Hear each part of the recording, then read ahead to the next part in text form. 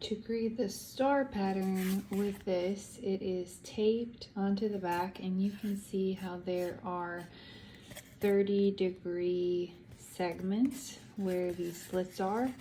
You have a roll of yarn that's already attached on yours. You'll just go straight down on the first one and make sure it presses into this.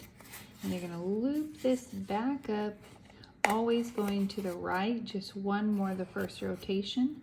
So it's to the right on the first one, to the left on the bottom one.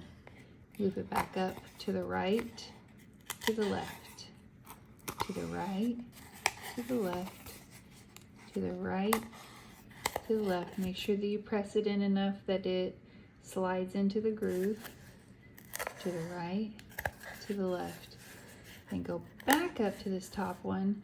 But now we are switching to the right, and you're going to, so if this were vertical, it would go down this first one. We're going to go one to the right, so we're alternating now.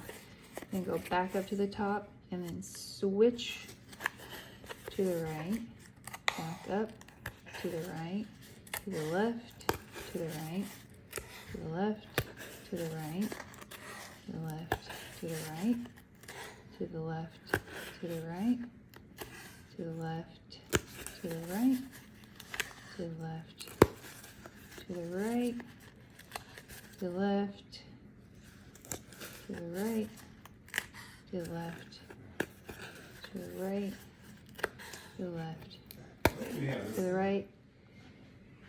So when you're finished, you will notice a star pattern like this. You can also add another layer of color on if you want. So you could tie this up, and then we could start a new color on this. If I wanted to continue with this blue, I'm not sure how much of this will fit. Not enough.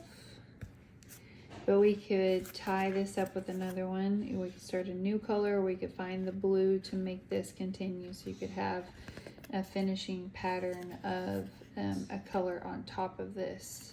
And then we would just tie up whenever we're done and make sure we have enough string that we can have this hanging up, or it could just be something that lays down on the table. So that's your yarn star.